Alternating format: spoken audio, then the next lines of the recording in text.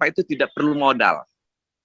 Jadi bank sampah itu mengumpulkan sampah-sampah yang dari masyarakat, tapi itu dalam bentuk tabungan dulu.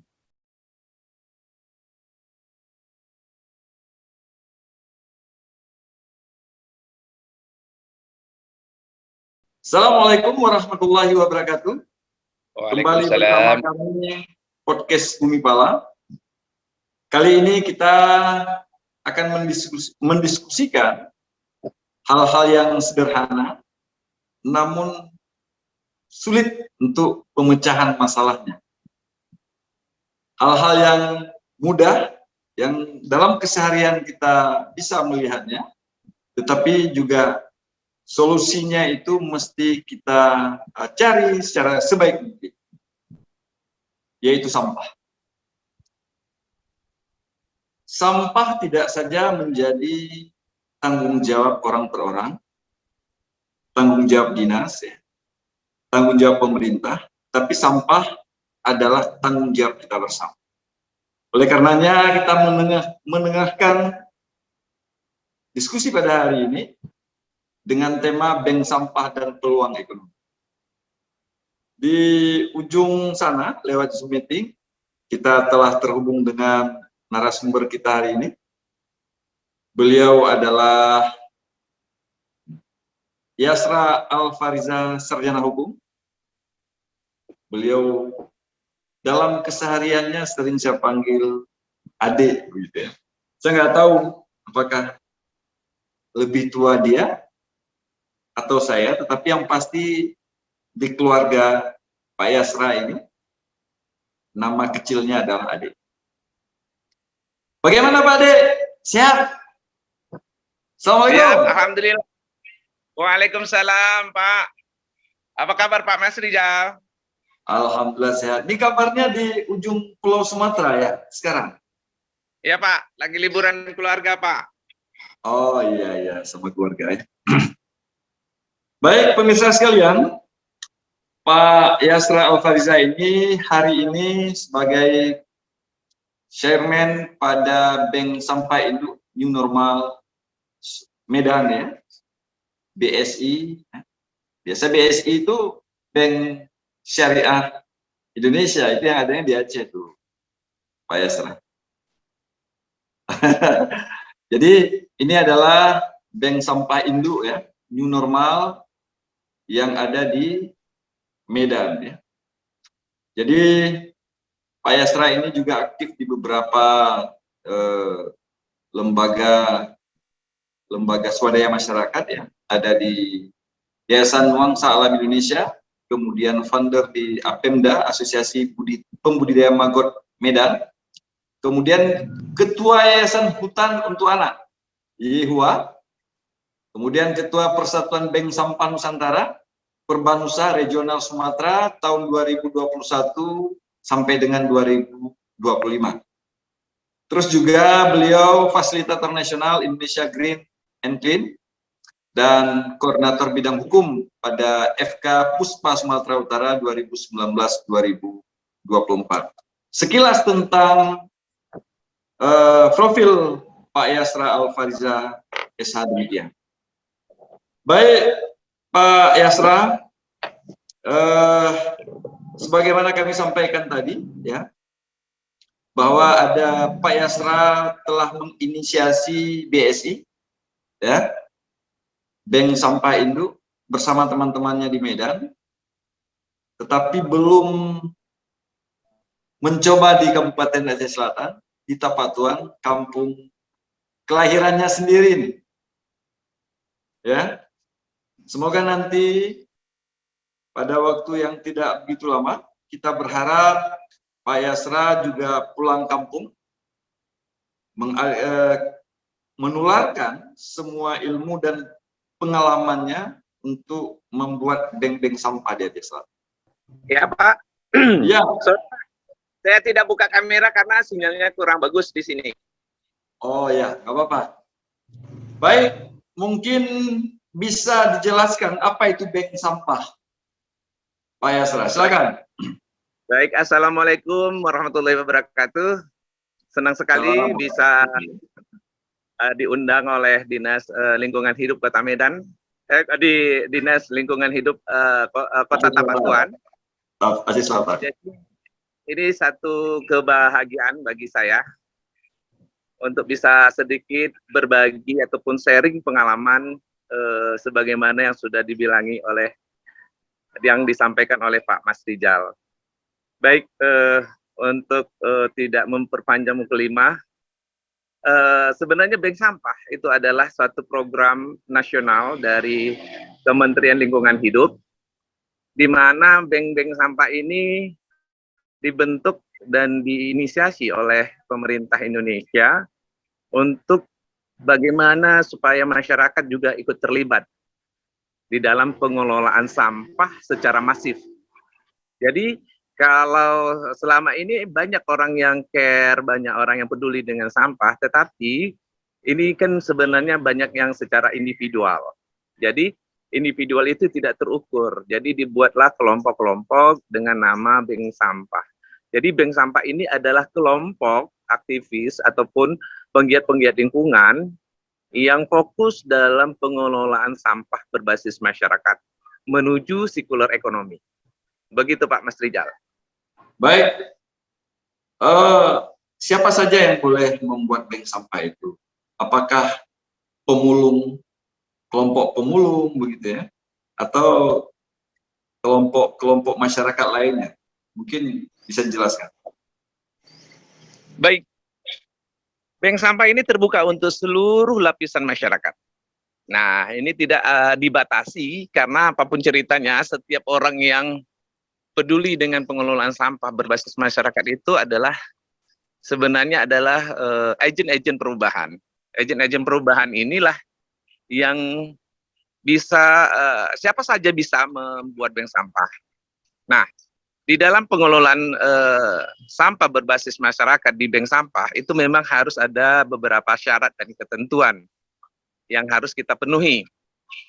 Seperti kalau di masyarakat kita itu sebenarnya ada legalitas. Legalitas itu dari level kelurahan, kecamatan, termasuk kabupaten kota yang ada di daerah itu bisa. Jadi apapun ceritanya, semua orang itu bisa membuat bank sampah, termasuk butut-butut itu, Pak. Jadi kalau butut pengepul itu bisa kita arahkan ke bank sampah. Nah, apa perbedaan butut dengan bank sampah? Kalau bank sampah ini semua data itu terkelola dengan baik. Ada manajemennya. Jadi sumber sampahnya jelas dari mana gitu. Kalau butut ini kan semua sampah masuk dia. Dari luar kota, dari luar provinsi juga dia terima.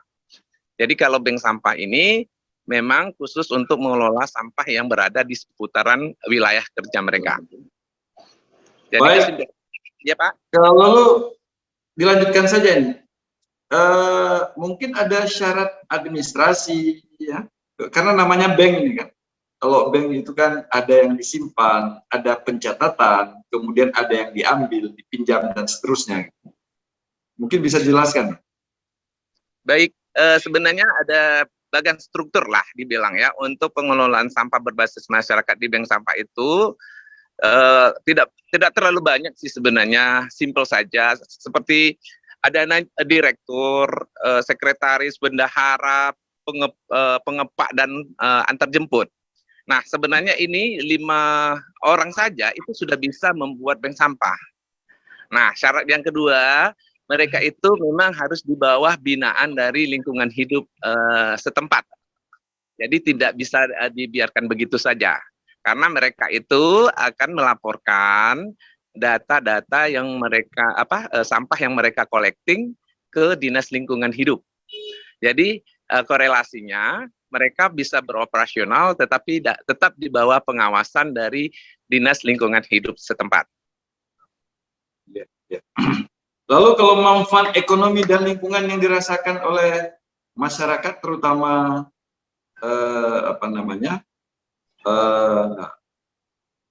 mitra atau masyarakat pengumpul sampah itu, ya collecting sampah maksudnya. Bagaimana itu? Jadi banyak aspek yang bisa yang bisa kita rasakan kalau pengelolaan sampah itu berbasis masyarakat, terutama sekali mengenai lingkungan. Nah, lingkungan bisa terjaga, jadi lingkungan bersih. Jadi aspek lingkungan bisa memperbaiki ekosistem, baik itu ekosistem air ataupun ekosistem di darat. Jadi dengan adanya pengelolaan sampah ini, ekosistem ini akan bisa kembali pulih. Yang kedua adalah aspek pendidikan. Di sini kita selalu memberikan edukasi, baik itu ke masyarakat umum, dan itu juga ke masyarakat yang ada di sekolah. Jadi kita ada namanya edukasi usia dini. Jadi kita juga berkunjung ke sekolah. Jadi yang ketiga itu ada aspek ekonomi. Nah, bagaimana sampah-sampah yang sudah di-collecting, sudah dikumpulkan oleh masyarakat ini harus bisa menjadi sumber ekonomi terbarukan. Contoh, dengan meng-collecting kita bisa menjual sampah-sampah yang sudah terpilah. Sampah-sampah yang sudah terpilah ini sebenarnya nggak sampah lagi, bukan sampah lagi kami bilang. Tetapi ini adalah bahan baku untuk daur ulang. Nah, yang keempat itu adalah aspek sosial. Jadi untuk mengurangi gesekan di masyarakat gara-gara sampah, gara-gara membakar sampah, itu selalu timbul beberapa masalah. Ada yang keributan lah, ada gara-gara gara-gara dia bakar sampah, orang di rumahnya jadi masuk asap semua dan lain sebagainya. Jadi ada 4 aspek dan juga banyak lagi sebenarnya. Yang terutama itu ada 4 aspek, yaitu aspek lingkungan, aspek pendidikan, aspek ekonomi, dan aspek sosial. Baik, kemudian ketika setelah diberdayakan, sudah kuat misalnya, ini berangkat dari pengalaman Pak Yasra sendiri. Jadi ada bank sampah unit yang sudah kuat, gitu. Kemudian pembinaan dari pemerintah atau dari dunia usaha itu, apakah masih berlanjut atau kemudian mereka sudah mandiri? Dari pengalaman Pak Yasra. Oke, baik. Sebenarnya diawali dari niat baik dulu. Setiap orang itu berkumpul untuk membuat suatu bank sampah. Jadi di awal itu jangan berharap dulu adanya bantuan ataupun support dari manapun. Kenapa saya bilang? Karena ini sebenarnya kenapa dibentuk bank sampah? Karena itu sebenarnya bank sampah itu tidak perlu modal. Jadi bank sampah itu mengumpulkan sampah-sampah yang dari masyarakat, tapi itu dalam bentuk tabungan dulu. Jadi bank sampah ini memang di awal itu tidak boleh dibayar cash. Tapi setelah 3 bulan dia bergabung, itu boleh kapan saja uangnya bisa diambil dan dimanfaatkan. Jadi apapun ceritanya, untuk di awal itu tidak perlu dulu kita tanamkan mindsetnya harus dibantu dulu. Paling kita membantu untuk menginisiasi dan membentuk kelompok-kelompok yang mandiri. Jadi setelah ini berjalan, itu kan baru nampak kita. Jadi ada beberapa kriteria Pak, untuk sebelum kita memberi bantuan di masyarakat, kami yang sudah kami try out di lapangan, itu kita lihat dulu perkembangannya. Jadi membentuk bank sampah ini gampang Pak, tapi untuk mempertahankannya itu lebih sulit. Kenapa? Karena di saat membentuk itu, semua orang mau, dipikir ada uangnya gitu. Ya, betul. Setelah beberapa bulan baru kita evaluasi, jalan nggak dengan proses-proses yang sudah kita terapkan di bank sampah. Nah, di saat itu baru kalau ada bantuan CSR, ada bantuan dari pemerintah, itu welcome. Itu sebenarnya bonus dari keikhlasan mereka. Jadi kita memperkuat kelompok itu dari awal, bahwasanya nggak ada bantuan pun mereka bisa bergerak gitu. Contoh saat ini kami dari Bank Sampah Hidup New Normal itu, kami sebenarnya di awal itu sampai 2 tahun itu tidak disentuh sama sekali oleh pemerintah dan swasta Pak. Tetapi di saat sekarang itu merupakan bonus yang sangat besar bagi kami, dan kami tambah giat untuk menjalankan bank sampah ini. Jadi sistem yang kita buat itu jangan di awal kita beri bantuan, tetapi kita lihat dulu setelah 2 atau 3 bulan berjalan, mereka betul-betul serius atau tidak mengelola bank sampah ini. Gitu, Pak. Ya, baik. Dampak langsung ya, keberadaan bank sampah ini terhadap lingkungan hidup sekitar masyarakat ini. Iya, sangat berpengaruh. Karena ya Pak, bank sampah itu kan hanya menyimpan plastik saja. Sementara yang bahan-bahan organik, daun dan sebagainya itu, atau bahan-bahan dapur yang memang organik itu tidak bisa dibawa ke bank sampah. Silakan. Baik, bank sampah sebenarnya tidak hanya mengelola sampah-sampah yang bisa yang sampah-sampah anorganik saja, Pak. Seperti yang kami lakukan itu semua ya. Sampah itu kan ada 3 jenis ya. Ada anorganik, ada organik, dan ada residu. Residu itu ada seperti limbah B3, bekas-bekas alat medis dan lain sebagainya. Itu yang kita golongkan 3. Jadi untuk organik dan anorganik itu bisa dikelola oleh bank sampah.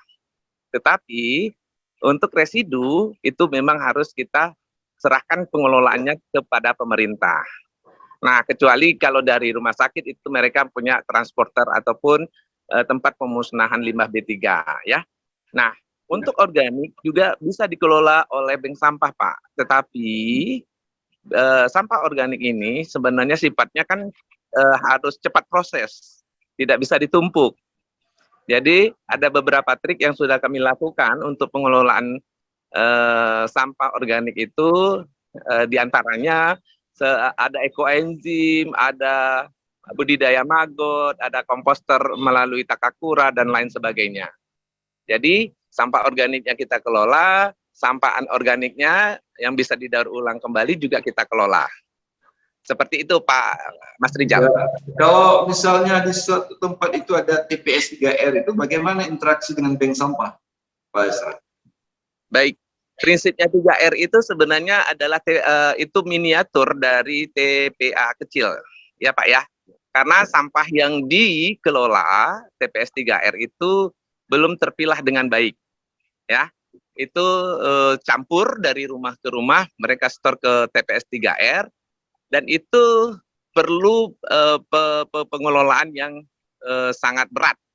Makanya kalau TPS 3R itu langsung dari kementerian dinas PUPR atau Perkim, dan mereka itu sudah menyediakan alat dan bangunan yang bagus. Nah, kalau TPS 3R itu memang program nasional tapi langsung di bawah kementerian. Nah, kalau bank sampah ini dia adalah ujung tombaknya adalah memberikan edukasi ke masyarakat sehingga sampah-sampah yang dikelola di bank sampah itu tidak terlalu berat lagi untuk kita proses gitu, sehingga lebih meringankan. Karena apa? Karena edukasinya jalan. Kalau edukasi jalan, sampah yang kita terima pun itu sudah terpilah dengan baik. Gitu Pak Mas Rijal. Ya. Sejauh ini dari pengalaman Pak Esra di Medan ya, dalam mengelola BSI NN ya, New Normal di Medan, bersama dengan teman-teman mungkin ya. Ini bagaimana peran pemerintah dan dunia usaha dalam mendukungnya?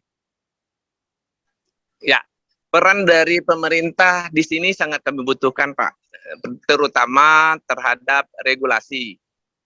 Regulasi yang dikeluarkan oleh pemerintah termasuk itu SK pembentukan dan SK yang lain, termasuk surat-surat rekomendasi. Nah, kalau dari dunia swasta itu kita memang yang harus mencari. Jadi kita dengan adanya pemerintah mempromosikan ke perusahaan-perusahaan ataupun ke pihak ketiga yang menghasilkan sampah, dan seperti BUMN, perusahaan dan lain sebagainya, termasuk itu PLN, PDAM, bank dan lain sebagainya. Itu sebenarnya dipromosikan oleh pemerintah bahwasanya ini ada bank sampah. Nah, bank sampah ini memang harus mengejar bola Pak. Jadi mereka juga harus bisa berinovasi untuk bisa membuat proposal-proposal kecil. Jadi kalau CSR ini tidak mudah juga untuk kita kelola. Kenapa? Karena ada syarat dan ketentuan dari setiap perusahaan. Jadi kalau pemerintah sebenarnya kan memberikan bantuan ke kelompok ini kan melihat juga ini dedikasi ataupun pergerakan dari kelompok ini apakah sudah siap dibantu atau masih ecek-ecek nih gitu kan. Jadi tidak ujung-ujung nanti dibilang kalau enggak dibantu salah, namun dibantu juga salah, nanti enggak tepat sasaran dan lain sebagainya. Jadi kalau kami sih melihat peran pemerintah dan swasta itu sangat penting di saat kami sudah mulai berkembang. Baik. Setelahnya di bank sampah itu sudah mengumpul plastik nih, beragam plastik gitu ya. Kemudian ada juga yang disebutkan tadi bahan organik ya. Itu organik itu sudah jelas itu diorientasikan untuk pembuatan kompos gitu ya. Tetapi yang plastik ini kira-kira itu dijadikan apa itu? Ya, apakah baik. Seperti apa? Jadi pengelolaan sampah berbasis bank sampah ini juga tidak melupakan namanya teknologi. Nah, teknologi ini yang nanti akan membantu dalam pemrosesan turunan dari produk-produk dari bank sampah. Nah, jadi ada beberapa sampah ini sebenarnya perlu dipres atau perlu dilelehkan menjadi biji-biji plastik. Nah, untuk saat ini kami di Bank Sampah Induk New Normal, alhamdulillah kebetulan dibantu oleh teman-teman dari Coca-Cola dan konsulat Jepang yang ada di Medan. Jadi ada teknologi itulah yang akan kami mohon bantuan dari perusahaan dan konsulat Jepang. Kebetulan mereka memberikan hampir sekitar 15 jenis mesin untuk pengelolaan sampah. Jadi sampah ya, sampah-sampah yang kita jual nanti itu bukan gelondongan lagi, bukan gelondongan lagi Pak, tetapi sudah berbentuk setengah produk. Ya. Oh, begitu. Kemudian baru dijual.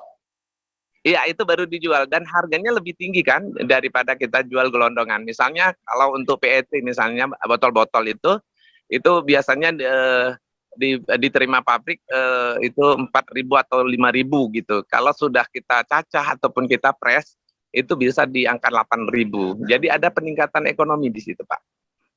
Ya, value added ya, nilai tambahnya begitu ya. Baik, kemudian apa saja gitu produk-produk yang dihasilkan dari bank sampah New Normal? Apakah di sana itu sudah ada produk-produk olahan sampah kemudian yang bisa memberikan manfaat kepada masyarakat? Iya, ada beberapa produk-produk turunan yang dihasilkan oleh bank sampah yang sekarang yang sudah ada ya Pak ya. Kalau yang dari organik itu ada maggot, ada namanya kasgot dan ada juga dry maggot dan itu juga ada pellet maggot. Jadi kalau untuk yang organik yang lainnya itu seperti kompos kita sudah menghasilkan. Nah itu produk ya yang produk turunan dari pengelolaan sampah organik. Kalau untuk yang anorganiknya itu kami sudah membuat itu seperti handicraft ya. Handicraft itu banyak, ada bibit, ada bunga dan lain sebagainya. Tapi kalau untuk termasuk di situ juga ada paving block. Paving block ini memang di bahan bakunya itu dari sampah-sampah yang tidak laku. Seperti kresek, asoy, dan styrofoam. Oh, luar biasa ya. Produknya itu sudah skala laboratorium kali? Atau sudah bisa dijual?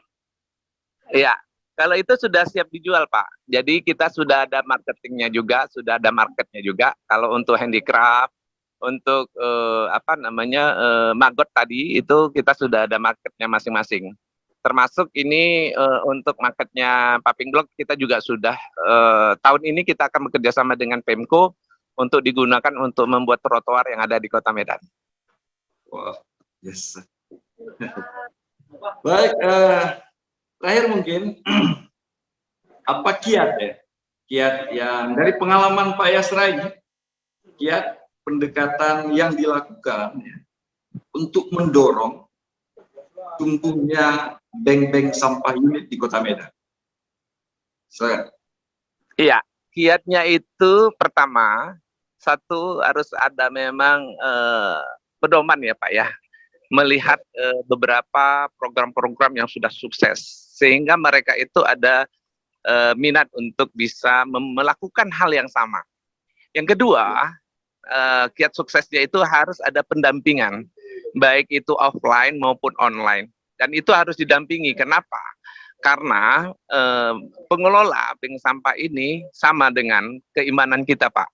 Naik turun. Di saat ada masalah baru tahu kita Tuhan, ya kan? Kalau ada lagi senang-senang gitu. Jadi itu yang terakhir itu sebenarnya ada namanya rekayasa teknologi. Rekayasa teknologi ini lah yang akan meningkatkan ekonomi dari sampah-sampah yang sudah kita pilah di bank sampah. Jadi teknologi itu sebenarnya kita dibutuhkan di saat itu sudah banyak. Jadi jangan kasih mesin dulu Pak sebelum ada sampahnya. Jadi nggak etis juga kan kalau ada mesin dulu tapi sampahnya belum ada Pak, kelompoknya belum ada. Ini suatu hal yang kurang tepat. Jadi teknologi ini dibutuhkan di saat memang sudah banyak collecting sampahnya. Baik, Pak Yasra, luar biasa kita diskusi hari ini, ya, dengan informasi yang begitu komprehensif kita dapatkan, ya. Semoga ini menjadi sesuatu yang bermanfaat bagi kami di sini untuk menggerakkan bank sampah. Amin, amin ya rabbal alamin. Setidaknya saya mencatat ada beberapa hal penting begitu ya. Yang pertama, untuk membuat dan menginisiasi bank sampah ini mesti ada kesungguhan dan keikhlasan, ya. Yang kedua adalah bank sampah ini ternyata memberikan manfaat, bukan hanya manfaat ekonomis dan lingkungan, ya, secara ekonomi dan lingkungan, tetapi juga memberikan manfaat untuk edukasi dan juga sosial kemasyarakatan. Kemudian sekaligus juga ternyata bank sampah itu mesti ada, dia hadir itu dari keinginan yang kuat, ya, oleh warga yang merasa hari ini itu sampah menjadi masalah di lingkungan. Barangkali itu yang bisa saya catat, Pak Yasra. Mungkin kami, Pak Yasra, ya, mudah-mudahan dengan situasi dan kondisi hari ini kita bisa melakukan inisiasi-inisiasi untuk menghadirkan bank sampah di daerah kita seperti ini. Ya, mungkin ada closing statement dari Pak Yasra untuk kita semua. Silakan. Baik, closing statement yang saya bisa sampaikan, sampah bagaimana cara kita memandangnya.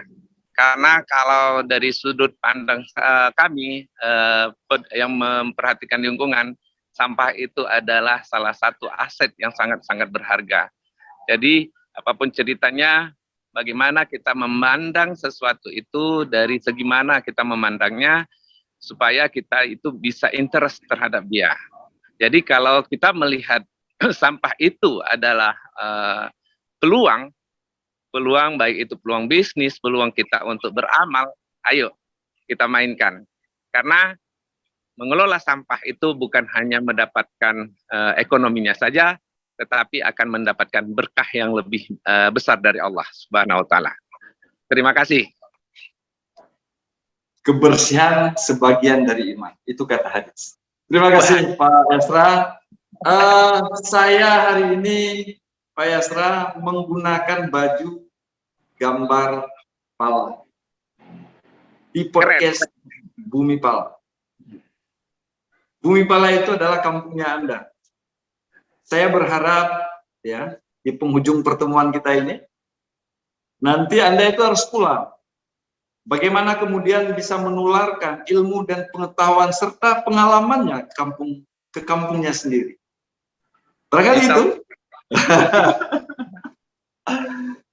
Demikian pemirsa sekalian, bagi Anda yang baru pertama melihat podcast Bumi Pala, silakan subscribe, like, comment, and share.